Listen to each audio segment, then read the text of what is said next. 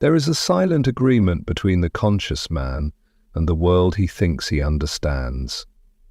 This agreement, born not of clarity but of convenience, holds him captive in routines he has never questioned and dreams he has never dared to confront. The man awakens each day, brushes against the cold metal of time, and proceeds to mimic the day before it. He believes he is free, yet his freedom is a pattern. To truly change one's life is not to rearrange the furniture of circumstance or decorate the mind with fleeting affirmations. Real change begins when the soul becomes uneasy, when the mask begins to crack, when the carefully sculpted persona, so pleasing to others, begins to suffocate its own creator. This discomfort is not the enemy.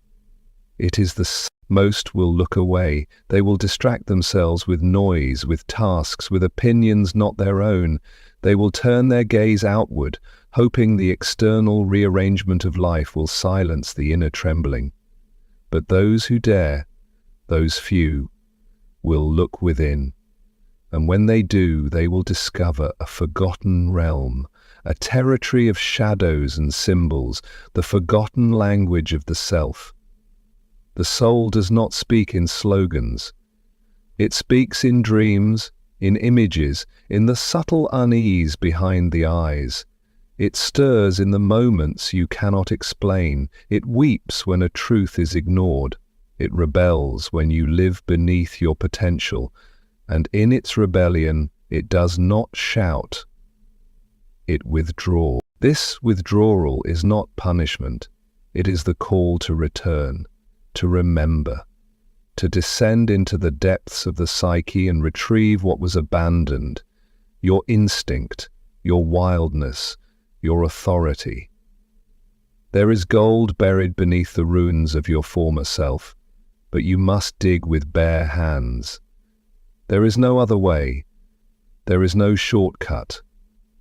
The moment you choose to see instead of look, to feel instead of perform, to be instead of appear, you begin the sacred rupture. The ego protests. It fears dissolution, but it is in the dissolution of the false that the true is born.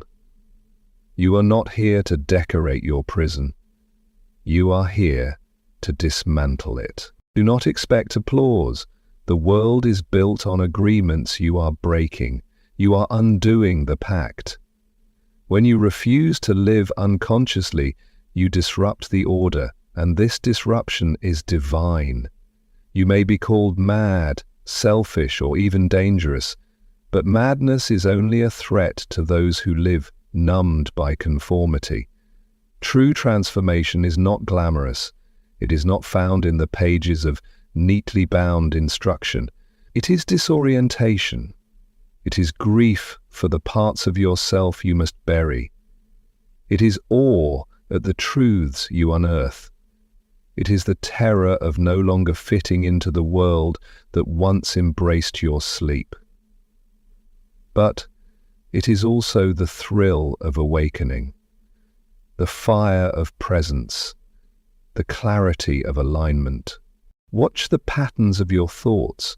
Watch the impulses that steer you. Watch the masks you wear and the roles you assume. Watch what evokes fear and what sparks longing.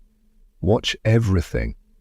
And in this sacred watching, do not judge, do not explain away. Just witness. The watcher is the beginning of freedom.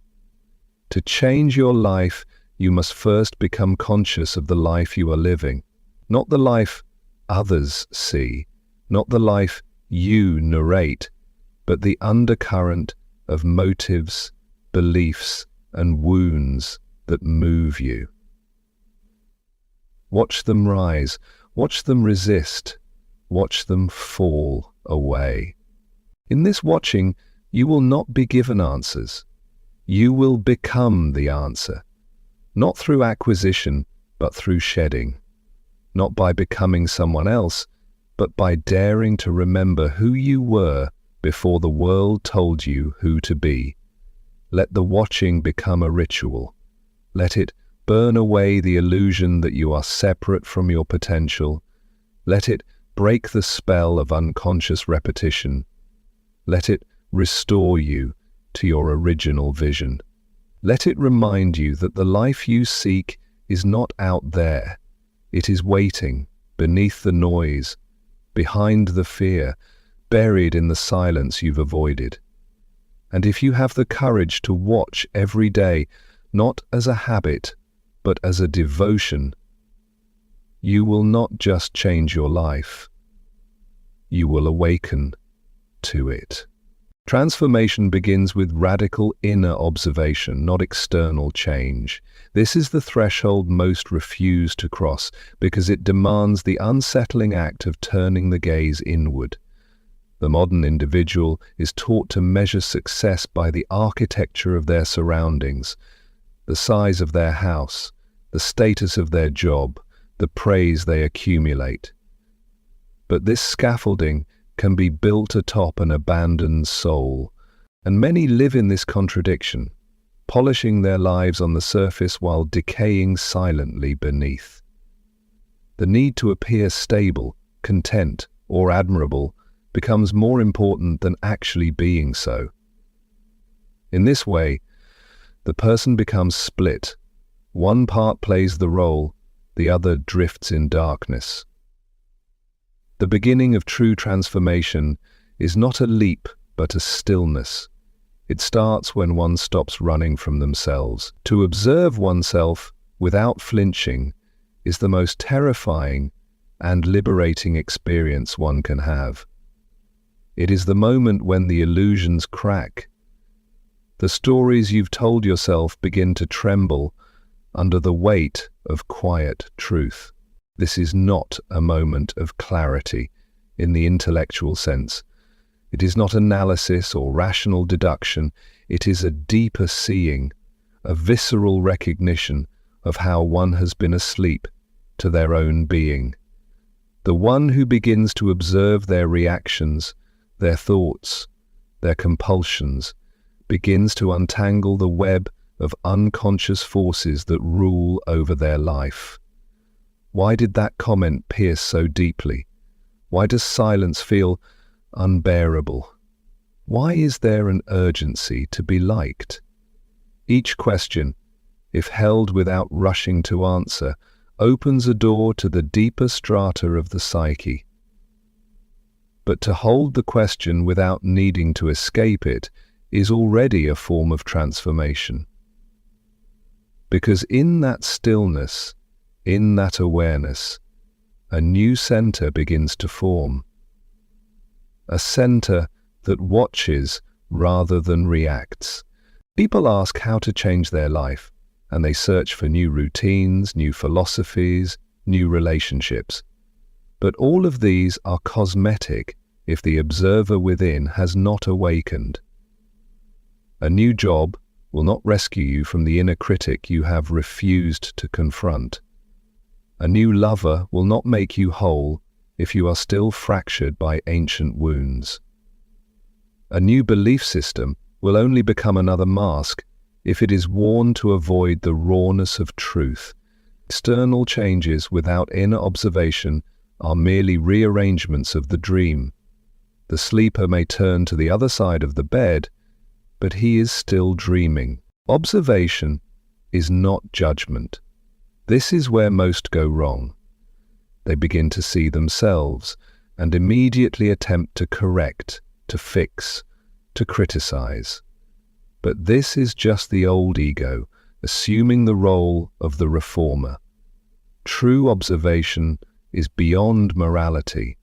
It is not about what is right or wrong, but what is. To watch a jealous thought arise without shaming it, to witness the impulse to lie without suppressing it, to see your hunger for attention, your fear of abandonment, your need for control, and simply watch. This is the kind of seeing that begins to burn away the false. Not through effort, but through exposure. The false self cannot survive in the light of sustained awareness.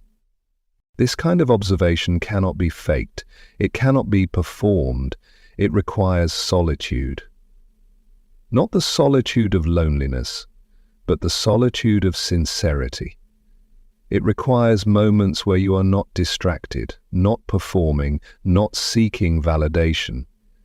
It is in these moments that the true self begins to stir, not the self you wish to become, but the self that has always been, buried beneath strategies of survival and layers of persona. This self does not speak loudly. It whispers. And the whisper can only be heard when the noise of the external world begins to fade. When one commits to this inner observation, even for a few minutes each day, they begin to notice a quiet shift. Not dramatic, not easily seen by others, but something begins to loosen. Old patterns that once seemed automatic are now observed in real time. You notice the surge of anger before it becomes action. You feel the anxiety without immediately feeding it. You hear the voice of the inner child you once ignored. This is not healing in the romantic sense. It is slow, it is often painful, but it is real. Transformation through observation also dismantles the illusion of control. You begin to see that much of what you thought was willful behavior was actually conditioned reaction. You were reacting to your past, to your wounds, to inherited scripts. And as you see this, something profound happens. You stop blaming. You stop blaming yourself, others, the world, not because you have found excuses, but because you have found context. And from this context, compassion arises. Compassion not as a virtue, but as a natural response to truth. To observe oneself is to return home, but it is a long road inward. Each step on that road requires courage, not to change, but to see. Because once you truly see, the change is inevitable. You cannot unsee the false. You cannot unknow the truth. You cannot return to sleep once you have tasted even a moment of wakefulness.